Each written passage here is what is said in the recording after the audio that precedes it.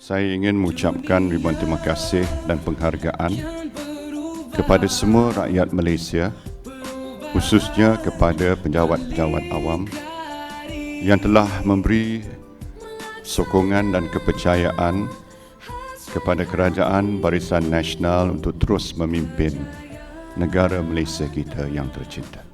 Dengan selesainya pilihan raya ke-13 ini, sepatutnya tidak lagi kita moleh ke belakang, tetapi kita mesti mengorak langkah ke hadapan.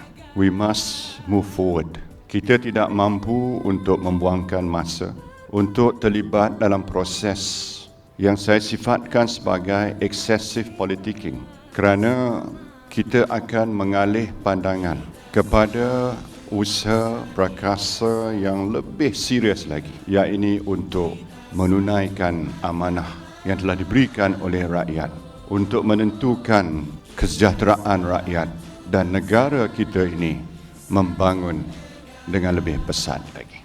Sebagai sebuah kerajaan, kita telah cuba melakukan yang terbaik mengikut undang-undang negara. Proses pilihan raya kita telah cuba jadikan lebih telus lagi, dan banyak penambahbaikan yang kita telah lakukan, termasuk cadangan-cadangan yang telah pun dikemukakan oleh parti pembangkang. Namun, ada pihak yang masih lagi nak mempertikaikan keputusan pilihan raya yang lalu itu.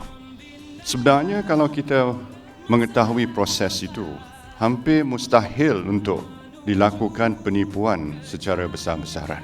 Pokoknya, setiap parti politik yang bertanding mempunyai polling agent di setiap tempat mengundi, dan polling agent itu merupakan orang tempatan. Sudah tentu akan mengenali setiap orang yang datang untuk mengundi. Dalam keadaan sekarang ini, kalau ada orang asing yang cuba dijadikan sebagai pengundi, sudah tentu mereka akan bangkang. Sudah tentu mereka akan protes. Tuduhan kononnya kita mengimport 40,000 mat bangla sebagai pengundi tidak masuk akal. Yang pertama, nak mendarat 40,000 mat bangla bukan senang. Memerlukan 100 buah jumbo jet. Yang kedua, nak mengagihkan mereka pada pusat mengundi memerlukan 1,000 buah bas. Dan kalau mereka nak mengundi, daftar pengundi itu sudah pun disemak oleh semua pihak. Dan kalau cuba dimanipulasikan, tentu sekali polling agent yang berkenaan akan melakukan bantahan ataupun protes pada masa tersebut. Janganlah dijadikan ini sebagai satu cerita storyboard yang telah dirancang lebih awal lagi. Berbulan-bulan sebelum pilihan raya, sudah dimuatkan dalam YouTube ini. Kononnya kita sedang merancang sesuatu penipuan, sehingga berlaku satu keadaan yang paranoid pada hari berkenaan. Ramai yang mempercayai perkara ini, sehingga ada orang yang kebetulan rupa macam mat bangla telah diserang. Yang kulitnya gelap sikit, hitam manis, dianggap sebagai mat bangla. Ini tidak adil pada orang yang sebenarnya merupakan warga negara Malaysia. Dan kita semua boleh gelak dan boleh ketawa bila kita sebut perkara ini selepas pilihan raya.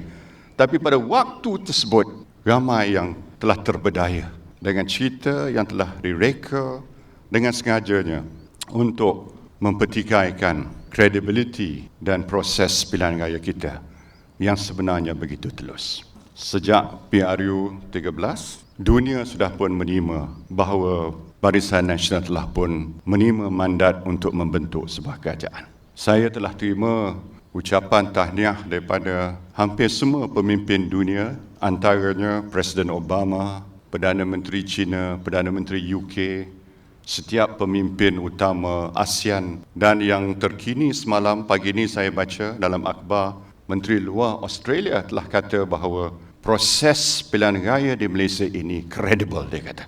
Tanpa berniat untuk mencampur tangan dalam urusan dalam Malaysia, dalam negara kita, dia telah menyatakan dengan jelas.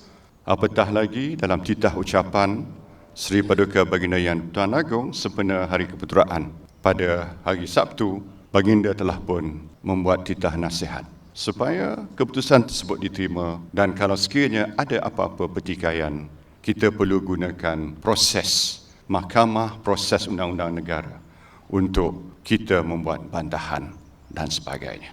Jadi sebagai sebuah negara, marilah kita memperlihatkan bahawa kita menjadi pengamal demokrasi yang matang. Bukan saja kita akui kita ini menerima proses itu, tetapi yang paling penting setelah proses itu selesai dan dengan keputusan tersebut, kita perlu melihat ke hadapan masa depan negara kita. Apa yang patut kita lakukan? Sebagai sebuah kerajaan, kita akan teruskan proses perubahan dan transformasi. Sebab rakyat telah membuat keputusan, telah menunjukkan bahawa mereka hendak kepada perubahan. Apa saja yang kita telah lakukan sebelum ini dalam agenda transformasi negara, ini semua kita akan rangkumkan sebagai landasan untuk kita bergerak ke hadapan, dan proses itu mungkin perlu kita accelerate lagi, perlu kita perkokohkan lagi, perlu kita tentukan keberkesanan. Kalau ada satu kelemahan yang kita telah dapat kesan selama ini, inilah yang mungkin kita perlu perbaiki. Bagaimana kita harus tangani the war of perception. Bukan reality, tapi persepsi. Persepsi boleh dibentuk dengan pelbagai cara. Bukan saja face to face, tapi Facebook. Mungkin kita kurang cekap dalam hal ini, tetapi kita boleh belajar supaya pada masa akan datang kita akan lebih berjaya untuk memaparkan apa yang sebenarnya, bukan persepsi tetapi reality. Saya ucap terima kasih kepada semua pejabat-pejabat awam. Mudah-mudahan dalam tempoh masa 5 tahun yang akan datang, pejabat-pejabat awam akan terus bersama-sama dengan kerajaan untuk memakmurkan negara kita. Dan agenda ini kita akan beri perhatian yang berat, dan seperti mana kita semua sedia maklum, sebagai sebuah kerajaan, kita tidak lupa kepada kepentingan perkhidmatan awam kita. Berdasarkan pada kemampuan kerajaan, kita cuba membela kebajikan pejabat-pejabat awam dan menjadikan perkhidmatan awam kita sebagai satu perkhidmatan yang memberi kepuasan kepada setiap daripada kita yang menjadi anggotanya. Terima kasih. Semoga Allah Subhanahu wa taala akan merahmati dan memberkati perjuangan kita menjurus kepada wawasan negara.